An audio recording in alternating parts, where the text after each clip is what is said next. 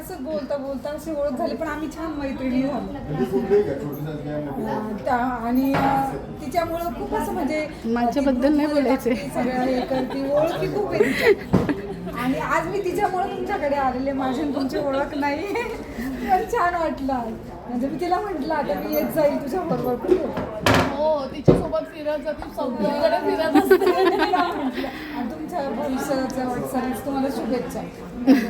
पण सांगा तुमच्याबद्दल सांगा, तुम्ही काय करता सगळं सांगा. माझं नाव विद्या, क्लासेस आरीवर्कचे क्लासेस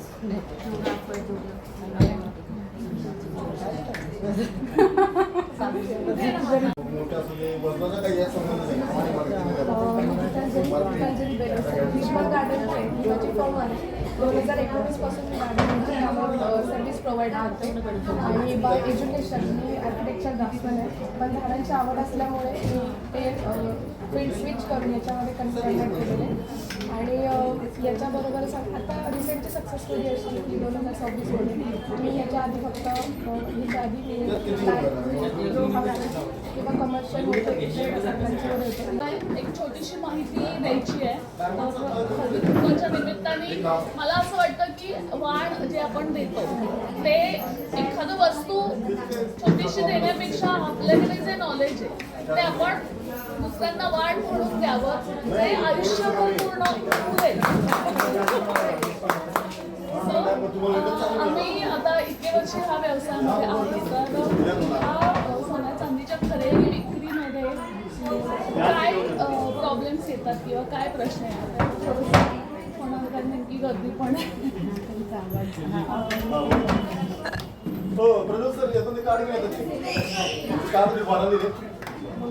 कोण राहिलं अजून बघा. सो जेव्हा सोन्याचे चांदीचे दागिने खरेदी करतात तेव्हा बऱ्याच जणांना हॉलमार्क म्हणजे आणि हिशोब कसा करतात त्याच्यामध्ये पण बऱ्यापैकी कारण रेट असतो वेगळा वेगळा रोजचा, त्याला लागलेला असतो वेगळा, तर तो हिशोब कसा केला. प्लस जर जुनं सोनं तुम्ही दिलेलं असेल, मोड दिलेली असेल, तर त्याचा हिशोब कसा केला त्याच्याबद्दल पण गोंधळ असतो. आम्हाला आमच्या सोन्याचे एवढेच पैसे कसे काय बरोबर दिले ते नाही, हे कन्फ्युजन असतं.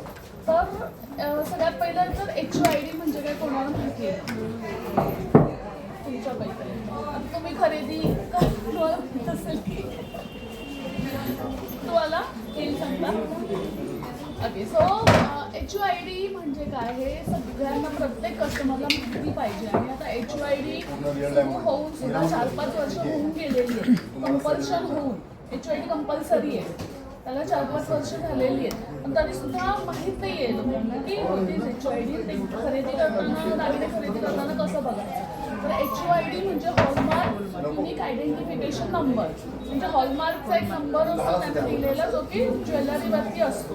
तो नंबर कशासाठी असतो तर प्युरिटीचं सर्टिफिकेशन म्हणून की हे जे दागिने आहेत हे 22 कॅरेटचेच आहेत, ह्याचं ते प्युरिटीचं सर्टिफिकेशन असतं. तर दागिने खरेदी करताना तो HYD चेक करावा आहे का बघा. ते खरेदी करताना बघितला गेला पाहिजे, कारण तुम्ही जे हॉलमार्क असतो बरोबर, हॉलमार्कच असतो, पण आधीच्या हॉलमार्कला नंबर नसायचा, फक्त हॉलमार्क असायचं 916. आता त्याला एक नंबर असतो, युनिक नंबर, आणि तो नंबर तुम्हाला BIS केअर ॲपमध्ये टाकून हे करता येतो, ट्रेस करता येतो, चेक करता येतो. जो काही 6 डिजिट अल्फान्यूमरिक कोड असतो तो कोड ॲप आहे BIS केअर ॲपमध्ये टाकलं की तो नंबर टाकला की गाडीचे कसे नंबर असतात व्हेकलचे, त्या नंबरवरनं ती गाडी RTOला रजिस्टर असते, कुठला मॉडेल आहे, किती सालचं आहे, किंमत काय आहे वगैरे. तसं हे तुमचे दागिने हे BISच्या पोर्टलला रजिस्टर असतात, प्रत्येक दागिने. छोटा मोठा कुठलाही 2 ग्रॅमच्या पुढचा, कारण 2 ग्रॅमच्या पुढच्याला कंपल्सरी जे लावलेले हे सगळे रजिस्टर्ड आहे ऑन BIS पोर्टल. तर हे क्रॉस चेक करून घ्यायचं, म्हणजे काय की हे आपला दागिना आपला 22 कॅरेटचा आहे आणि तो BISच्या पोर्टलला रजिस्टर आहे. ह्याची गॅरंटी हॉलमार्क फक्त 22लाच असतो. 22ला असतो, 18ला असतो, 14ला असतो, 20 कॅरेटला सुद्धा असतो. फक्त 24 कॅरेटला नसतो. 24 कॅरेटमध्ये वेडणी आणि कॉइन्स वगैरे येतात, त्याला हॉलमार्क सर्टिफिकेशन नसतो. ते शुद्धतेचं कसं आपली 24 कॅरेट मीटरवरती दाखवलं जातं बऱ्याच. आता आमच्याकडे 1 वर्ष झालं कॅरेट मीटर आलं, तर आम्ही खरेदी केलेलं प्रत्येकाची प्युरिटी त्याच्यावरती दाखवतो. ते कॅरेट मीटर 24 कॅरेट 100% शुद्ध, 100% म्हणण्यापेक्षा 99.99 शुद्ध.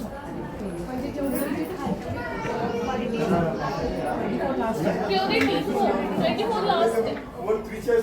24च्या खाली 22 कॅरेट येतं. कधी कधी जास्त आणि इतर जास्त कमी आता सिंधुदुर्ग हो हो. आता दागिने 24 कॅरेटमध्ये होत नाही, करता येत नाही, सॉफ्ट असतात. त्याच्यासाठी दागिने 22 कॅरेटमध्ये करतात. पूर्वी 23मध्ये पण केले जायचे KDMचे. KDM बंद झाले, 22 कॅरेट सुरू झाले. तर 22च आहे याची गॅरंटी काय? तर बघून नाही ना कळू शकत, कारण 22च्या कमी सुद्धा प्युरिटी असू शकते, ठीक आहे. तर 22च आहे याची गॅरंटी. एक आहे HUID, दुसरा आहे कॅरेटोमीटर. ओके, सो कॅरेटोमीटरवरती नवीन दागिन्यांची प्युरिटी चेक करता येते, जुन्यांची पण येते. जुन्या दागिन्यांवरती हॉलमार्क HUID नसायचा, तर त्याची प्युरिटी कशी करणार? तर त्याच्यासाठी कॅरेटोमीटर अगदी ॲक्युरेट प्युरिटी काय येते दागिन्याची पण कळते आणि अगदी जुन्या दागिन्यांची एकदा चेक करायचा. त्याच्यानंतर कॅरेटोमीटर असेल तर अगदी बेस्ट. आपल्या डोळ्यांनी आपण स्वतःच आपलं चेक करून घेऊ शकतो. हे 2 गोष्टी विचार करून घेतल्या तर फसवणूक होण्याची काही चान्सेस नाही. आणि सोनं घ्यायचं कसं होतं, आता सोनं महाग झालंय, खूप महाग झालंय असं म्हणतात. ते आता नको घ्यायला, खूप महाग झालंय. पण जितकं ते महाग होत आहे ना तितकं आपला फायद्याच आहे, कारण हे आपल्याला उद्या कामाला येतं, आपल्याला माहीत असतं. पण फक्त आता आपण खरेदी कसं करणार, एवढे पैसे कुठून आणायचे असं होतं. आता आज रेट आहे इतक्या 1,30,000 रुपये वगैरे काहीतरी 24 कॅरेटचा, 1,25,000 22 कॅरेटचा रेट आहे.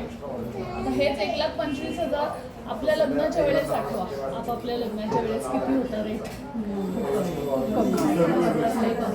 माझ्या स्वतःच्या लग्नाच्या वेळेस 4,500 रुपये. आता 4,500 कुठे आणि 1,24,000 कुठे.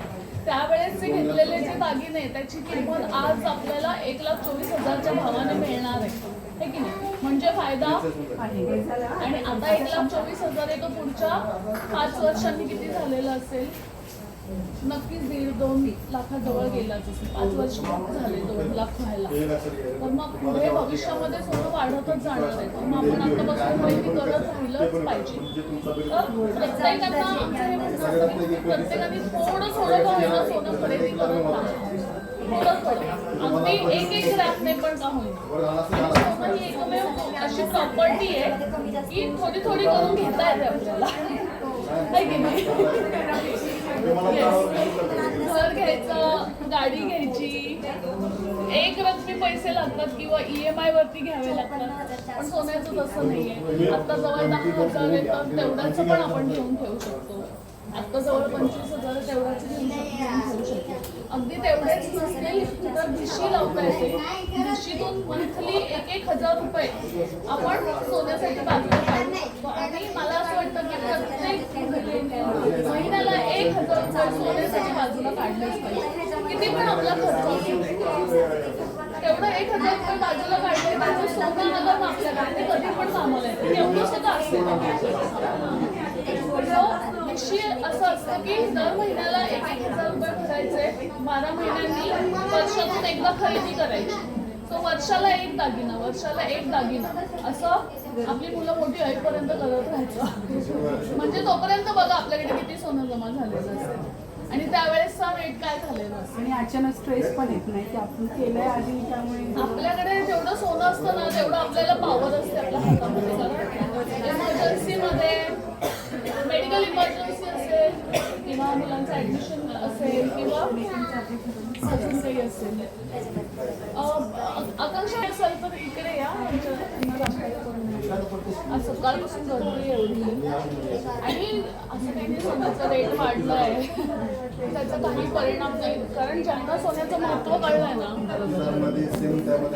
इतका जास्त त्यांचा पण फायदा होतो तुमचा पण फायदा होतो ठीक आहे सो तुमचा 5चा ग्रुप झाला तर तुम्हाला आणखीन एक एक्स्ट्रा गिफ्ट मिळतं आणि त्या त्यांच्या 5 मैत्रिणींना असं हा हे सुरू राहतो सिलसिला सो कारण कोणाचा ना कोणाचा फायदा होतो ना आम्हाला खूप लोक असं म्हणतात की आम्हाला हे माहितीच नसतं की अशी पिशी पण आहे किंवा असते खूप जणांना माहिती पण नसतं इच्छा असते पण मग एकरकमी दागिने खरेदी करायला 50,000 एकरकमी साठत नाहीत ना FD तोडावी लागते आणि FD तोडण्यासाठी ती आधी असावी लागते आणि FD तोडून दागिने केले मग घरचे म्हणतात दागिन्याचं एवढं हाऊस आहे FD मोडून दागिने केले पण हे माहित नाही की तेच दागिने आपल्याला कामाला येणारच आपण आपल्या मुलीला देऊ शकतो ते दागिने कोणी म्हणणार नाही जुने का दिले म्हणतील का कारण शेवटी सोनं आहे आणि सोनं हे थोडक्यामध्ये लक्ष्मी स्वरूप असतं आपल्या घरामध्ये सोनं असणं कुठेतरी भरभराट घेऊन येत असतं आहे की नाही सो 2 साड्या कमी घेणार पण सोन्याचे काहीतरी 2 दागिने घेणार हे माझ्या मते प्रत्येक महिलेने स्त्रीने केलं पाहिजे सो आमच्याकडून आम्ही संक्रांतीच्या ह्या सणाच्या उद्देशाने ही माहिती लोकांना देत असतो की भिशी लावा भिशीच्या मार्फत दागिने खरेदी होतात आणि तुमच्यासोबत ही माहिती बाकीच्यांना पण सांगा आणि दुसरी गोष्ट म्हणजे एवढं ना एज्युकेट कोणीच करत नाही PNG असू दे किंवा कुठलाही असू दे ते असू दे एवढं एकदम नाही का तुम्ही प्युरिटी आणि हे ते सगळ्या गोष्टी आपण खरंच ह्या बघितल्या पाहिजे आणि तसं दागिने परचेस केले पाहिजे आणि मी हिला आपले 4 मेंबर आहेत ह्या दोघी आणि गीतांजलीला